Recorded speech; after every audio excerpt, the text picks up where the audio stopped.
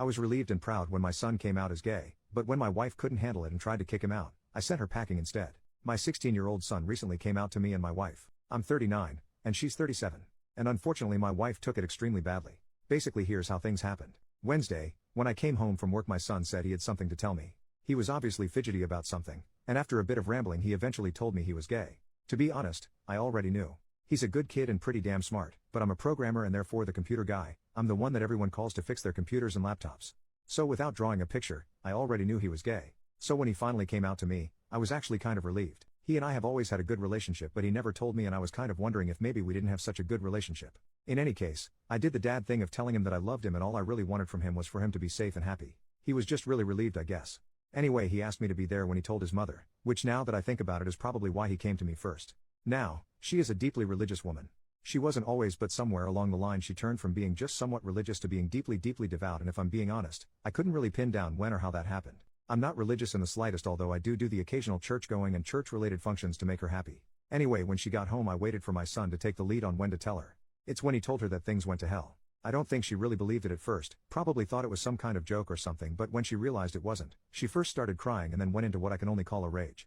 He tried to calm her down and I tried to help to get her to not see this as the end of the world. But she kept going on about how this wasn't the plan for him and about grandkids and a bunch of other things. But she just kept working herself into some kind of frenzy. Eventually she went to his room and starts dumping his clothes and tells him to get out of the house. My son is bawling at this point, and I just completely flip out. I order him to go to my bedroom and stay in there. And I just unleash on her. I pretty much say what kind of mother is she and that I'll be 3 weeks dead and buried before I let him leave, and she gets angry at me for backing her up on this and that being gay is wrong and a bunch of other bull crap. Anyway, after a hell of a heated fight she leaves and goes to stay at her parents'. I try talking to my son, he's just devastated and blaming himself for everything. And I'm not sure what to do here. I let my son skip school the last couple of days as a kind of mental health day although I let him know that he will go back on Monday. I haven't spoken to my wife since that night, and I'm not even sure what I could or should say to her, and I'm not sure how to handle my son either. He's not the usual self and I don't know how to get him to stop blaming himself. He says he wants to spend the night at a friend's house which is fine. I figure his friends can offer different kinds of support than I can. But I'm at a complete loss.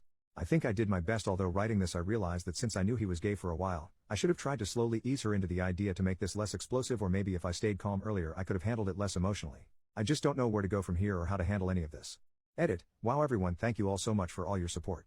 Some people have sent me various websites that I should look at which I'm slowly making my way through. As for my son, we haven't spoken since he left last night. As for my wife, I think I'm going to be waiting on her to make some kind of overture to speak at least through the weekend, give her some time and space to get herself together. If I don't hear from her by Monday, I guess I'll call her and try to figure out where to go from here. I'm still reading through everyone's responses. Thank you all again so much for your help and support. Update. I wish I had some kind of big update but nothing really. I didn't sleep much this week and I passed out shortly after posting the original message. I did talk to my son after I woke up. He got home sometime earlier today. He seems to be holding up okay, but you guys did put the fear of him doing something rash in my mind. I'm going to talk to him again and see what I can about finding some kind of family therapist to help. As for my wife, I decided to give her some time and space, at least until Monday. If I haven't heard from her by then I'll try to contact her and depending on what she says will determine where we go. I do want to make it clear that I don't think it will come to divorce or anything like that, but if the worst were to pass, I will choose my son. If it's a choice between him and anything else, he wins. He always wins. Some people asked about our location, which is Louisiana near New Orleans, and our faith, which is Southern Baptist. There also seemed to be some confusion about the timeline regarding when my son went to his friend's house. He went last night, Friday. Everything else happened on Wednesday. He does sleep over at his friends occasionally or bring his friends here. They usually spend way too much time watching movies or playing something on the PC or PS4. Also he is 16, I'm 39 and his mother is 37. Again I want to thank you all so much for your support. I promise I'm reading all your replies and will take any advice to heart. Just thanks again for everything. Update. Hello everyone. I wasn't sure if I wanted to post this update. I'm not one of someone who really feels the need to post everything about their lives on the internet, but some of you are so kind and supportive that I don't want to leave you hanging. I guess I'll start with my son. You all really put the fear of him hurting himself into my head. So I ended up talking to him about it in what I can only describe as the most miserable conversation of my entire life. I talked to him about how much I love him, how I always want him here, and he's the most important thing in the world to me and I don't know what I would do if he were gone. Then, I gave him one of my business cards. It has my work number on it obviously, but I also wrote my cell number on it in case he doesn't have access to his phone to remember what it is, but also had the number from the Trevor Project which someone is kind of enough to tell me about, as well the number from the National Suicide Prevention Hotline. I told him please put the card in his wallet and if he ever feels like he's going to hurt himself to please call me or one of those other numbers. He took it, said thanks, and he was really trying his damnedest to reassure me that he wasn't really thinking about anything like that. We only had one more real heart-to-heart conversation that same exact night actually. I was in the living room trying to find something to watch on Netflix or Hulu when he approached me. He kind of sat there for a while and then apologized for making me worry and for starting everything that's happened. I tried my best to shut that down as hard as I could. I told him he didn't have anything to apologize for, that nothing that is going on is his fault, that he was only doing what I've always told him to do, which is be honest with me, and that's what he did, and that I'm proud of him. I know I'm probably sounding like a broken record to him at this point, but I really feel like I need to hammer that home. I did bring up that I was thinking of us going to some family counseling. To be honest, I was actually expecting a lot of pushback here. That he would think I was trying to fix him or something. But nothing, he seemed okay with it. The rest of the night was really nice, just us watching TV together and just talking about nothing.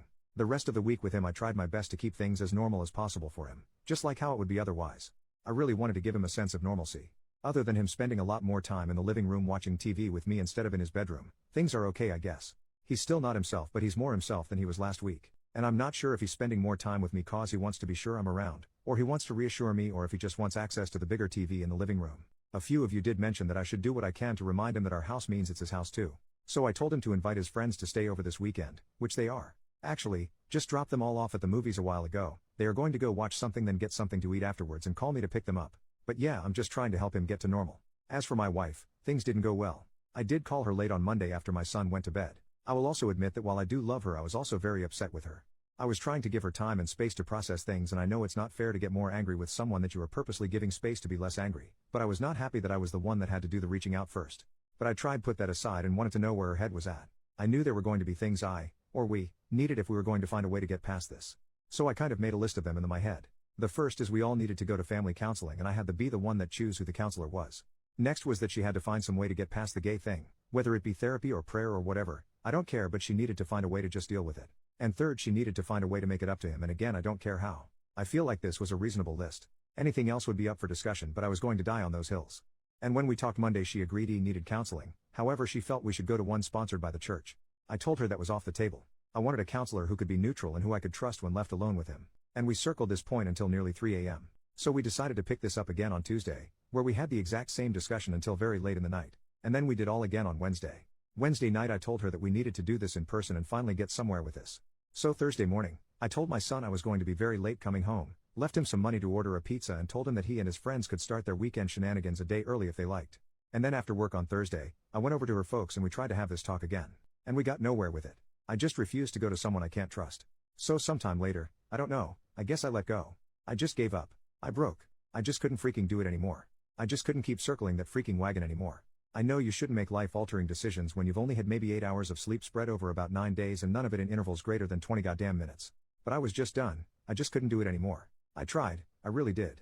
I really wanted to make it work. We were together since college and I do love her, but I just can't do it. I can't create a situation where my son could be hurt, especially now.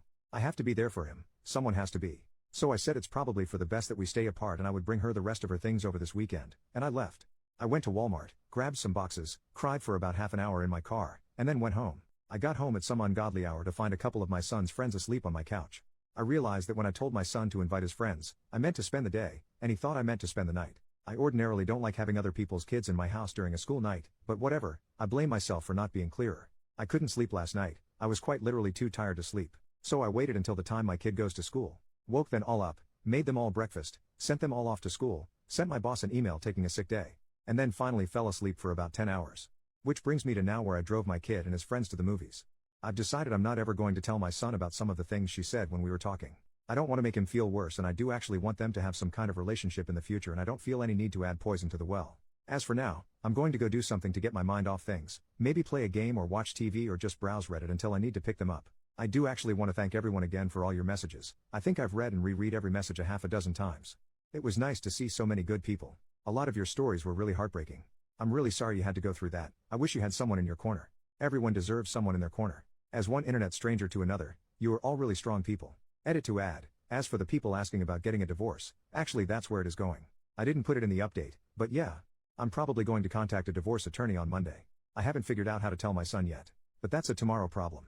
I just don't want to think tonight.